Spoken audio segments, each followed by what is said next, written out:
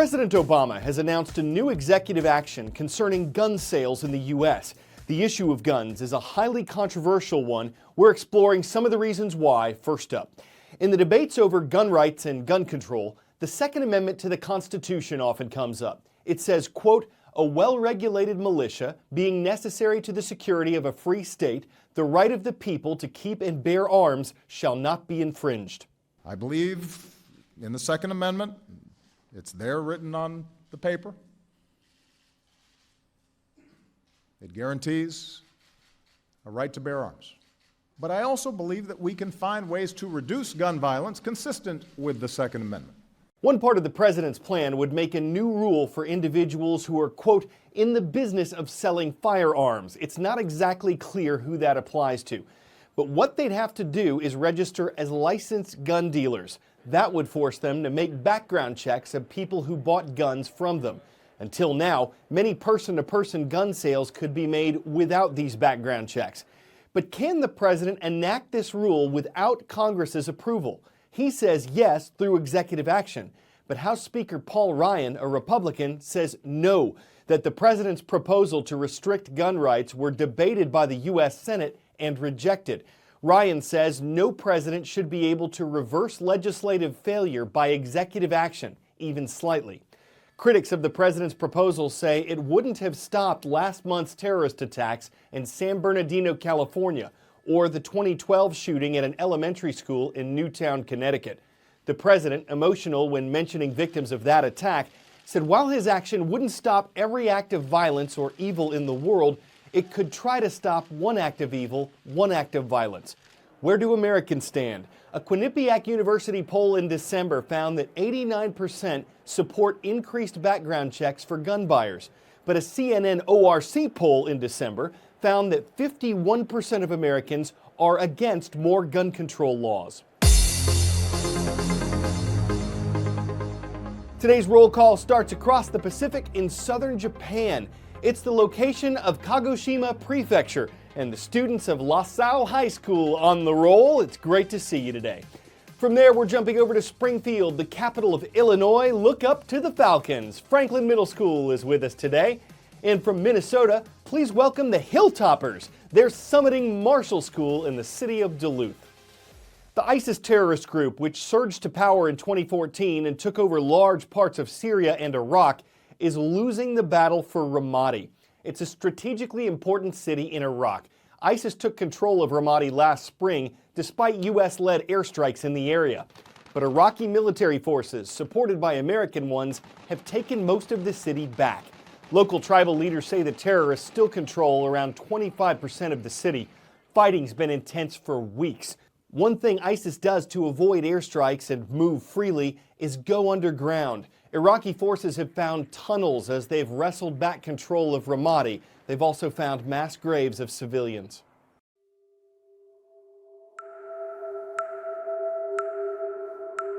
So why is Ramadi such a key battleground in the fight against ISIS? Well, it's hugely significant, both to the United States as well as to the Iraqi government. First of all, Ramadi is the capital of Anbar province, which is the largest province in Iraq, but not necessarily the most densely populated one. And the government of Haider el-Abadi, the prime minister, declared that Anbar was going to be the next place it would try to take back from ISIS. So losing the capital of Anbar was certainly a big blow to the Iraqi government.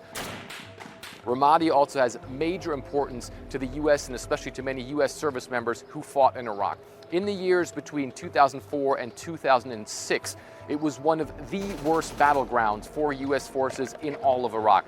Thousands of United States Marines as well as soldiers fought there trying to hold the town and take it back from Sunni insurgents. And many of those insurgents came from a precursor organization of ISIS, which was called Al-Qaeda in Iraq. And it was really after very tough battles with a lot of casualties that the U.S. managed to win.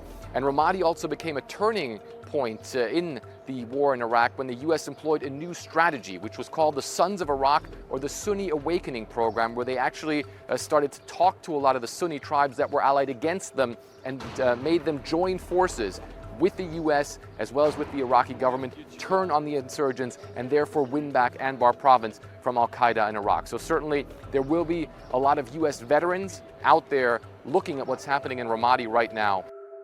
NOAA, the National Oceanic and Atmospheric Administration, says we've explored less than 5% of the ocean, even though it covers more than 70% of Earth's surface. A company called Deep Flight is hoping to help change that.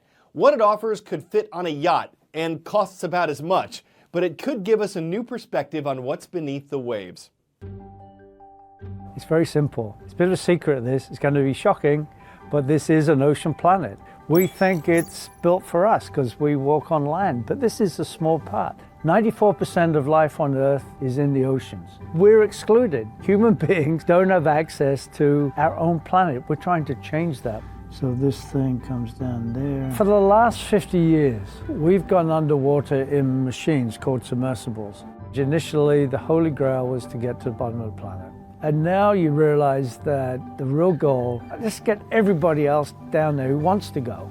Let's give them the opportunity. It doesn't exist right now. We're trying to create that. In a normal submersible, most people think you need to be a professional pilot because you have to adjust the valves, you have to adjust the buoyancy, and if you mess up, you can sink. Well, the machines we're building now don't do that. They don't have that complexity. There it is. We just tried to make them so they're usable by most people. We'll take you out, and I'll give you the controls. You will dive a submarine. That's a big deal. Okay, under the CNN, you have the cart. Your left-hand side is this up and down. And push it all the way forward right now. And you are diving. Under the CNN is diving the submarine. It's that easy. That easy. So we are now well under Lake Tahoe. It's rather beautiful down here, I think, even though there's no animals. Your right-hand side is a joystick. Move that joystick gently to your right. The sub is turning around to the right. Move it gently forward. You're now moving forward. That's all there is to it. We go down to what we call the edge of darkness, which is this wonderful twilight zone. Below where you can snorkel, but before it's black. At 400 feet, it's black. You can't see. What's the point? It's powered electrically. We have really good lithium type batteries, and you can stay down electrically 8 hours or so. Life support is really important, so that's 24 hours, much longer than you need. And most people, that's 1, 2, 3 hours maximum.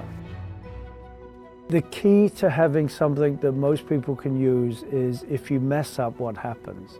If you get into trouble, you have to do the simplest possible thing. Switch it off, and it floats back. You're home. The very first of anything cost a lot of money, so these cost well over $1 million. How do we get that to most people? We fly in airplanes. We don't have to buy them. You rent one, charter one, you get taken out by one, don't have to buy it. You can't tell the future, but our kids will have access to the ocean in a way that we never did. Their parents thought this planet was explored, trodden, worn out, fought over, that's it. We have to go into space. Our kids are gonna go, wait a minute, there's an even bigger planet down here you never had access to, but I do. I'm gonna explore this place.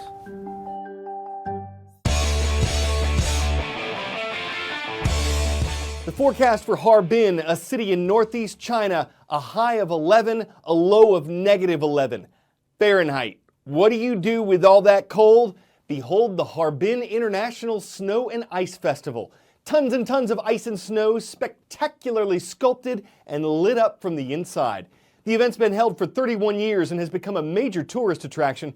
It usually lasts through February, weather permitting, of course. This snowy place is no place for the hot-headed. Harbin may give you a warm-hearted welcome, and there's no doubt it beats the heat. But if you prefer fire to ice, you may want to think twice before you chill, even if you have no chill, in a place where the chill is the thrill. I'm Carl Azus, and I'm done harbin on that. CNN Student News hopes you'll chill again tomorrow.